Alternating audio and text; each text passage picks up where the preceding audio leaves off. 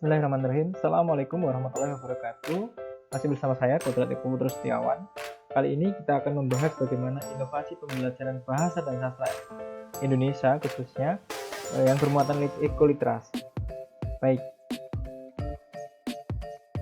Tentunya teman-teman berkaitan dengan ekoliterasi. Ekoliterasi itu adalah ekologi literary. Nah, dalamnya itu ada pengetahuan ekologi. Nah, hal ini yang pertama kita harus ketahui bahwa dalam ekologi atau ekologi literasi ini adalah kerusakan lingkungan. Nah, kerusakan lingkungan ini bersumber dari mana, teman-teman? Bersumber dari penebangan hutan, kemudian polusi udara, pencemaran air dan tanah, pengolahan sampah yang belum diselesaikan dengan baik. Kemudian, adapun dampak persoalan lingkungan, teman-teman. Yang pertama, misalnya, secara perlahan-lahan akan bisa memusnahkan peradaban Indonesia. Kemudian setiap musim hujan, banjir, longsor, kemudian tercemarnya udara, air, tanah, dan iklim yang tidak menentu, hingga pemanasan global yang sudah mulai kita rasakan saat ini. Nah, menciptakan kesadaran ekologis, teman-teman. Jadi berdasarkan inovasi, judul saya tadi, inovasi, hal ini tujuannya, satu diantaranya itu adalah menciptakan kesadaran ekologis. Nah, bagaimana kesadaran ekologis ini bisa terbangun sejak dini supaya kerusakan lingkungan, kerusakan alam yang tadi saya sampaikan di slide sebelumnya, supaya teman-teman bisa memahami bahwa ternyata kesadaran ekologi itu sangat penting untuk kita ketahui. Yang pertama berkaitan dengan kesadaran, yang memahami dengan benar sistem tata kelola lingkungan yang berpusat pada pandangan dan pengetahuan.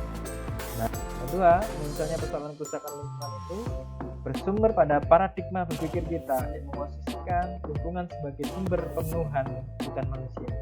Nah, paradigma inilah yang nanti membangun sebuah kesadaran yang terhadap lingkungan itu harus dimulai dari berpikir terlebih dahulu. Oleh sebab itu, inovasi pembelajaran bahasa dan sastra Indonesia yang bermuatan ekoliterasi ini penting. Kenapa? Karena membangun kesadaran tadi untuk menampilkan sebuah paradigma berpikir yang bahwa lingkungan itu tidak serta-merta sumber yang harus dihabiskan ataupun diperuntukkan hanya untuk memenuhi kebutuhan manusia, karena ada makhluk-makhluk yang lain yang juga membutuhkan alam atau lingkungan itu.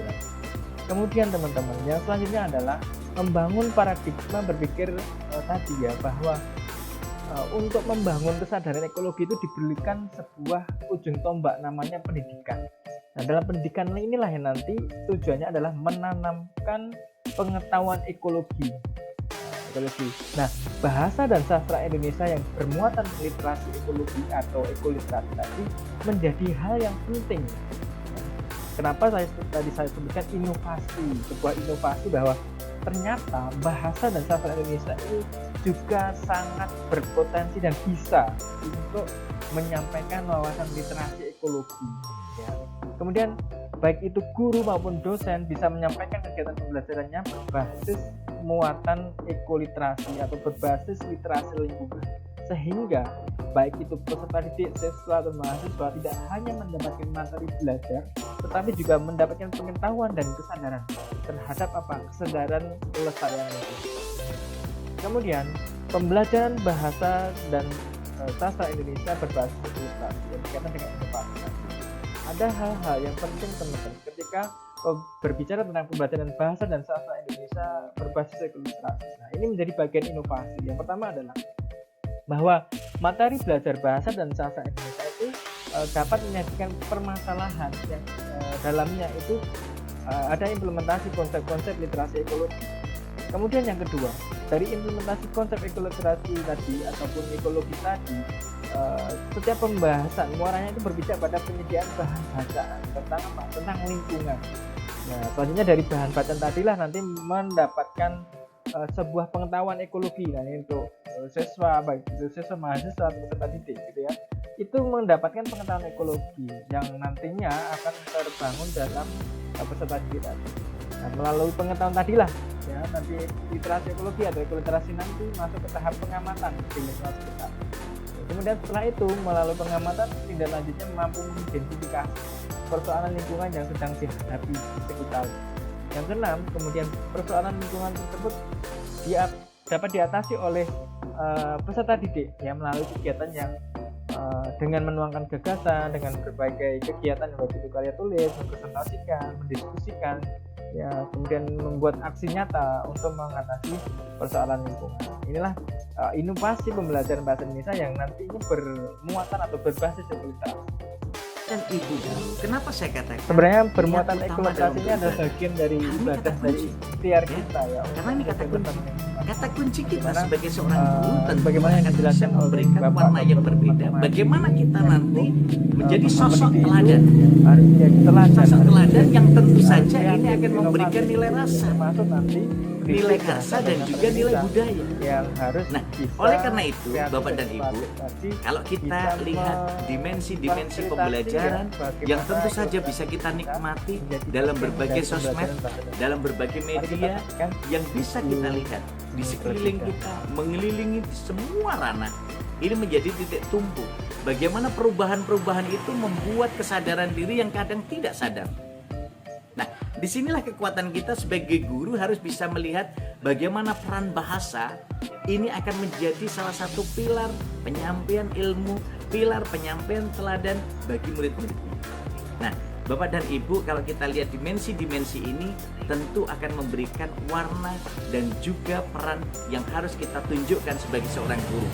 Guru harus bisa menjadi pendamping, guru harus bisa menjadi konsultan, guru harus bisa menjadi sahabat, guru harus bisa menjadi teman sejati. Sehingga jangan sampai anak-anak kita justru memilih guru dan temannya hanya kepada sosmed, hanya kepada Mbah Google. Guru yang siap melayani, menjadi teman, menjadi sahabat 24 jam, tidak pernah marah, tidak pernah lelah, dan selalu. Baik, nah dari sini kita ketahui bahwa bahasa di dalamnya itu ada sastra. Nah, ini bisa menjadi bagian untuk penyampaian dari pengetahuan ekologi atau tadi ekoliterasi tadi. Ya, demikian. Jadi mudah-mudahan pembelajaran bahasa Indonesia ini bisa menjadi bagian dari menjaga kelestarian lingkungan tadi. Jadi dalam hal ini pembelajaran bahasa dan sastra Indonesia bisa menggunakan ataupun bermuatan ekoliterasi demi membangun kesadaran ekologi peserta didik yang nantinya kelestarian lingkungan itu bisa kita peroleh dengan mendapatkan ataupun memulainya dari kesadaran diri baik itu pendidik maupun peserta didik. Demikian, terima kasih dari saya, semoga bermanfaat apa yang saya sampaikan ini. Assalamualaikum warahmatullahi wabarakatuh.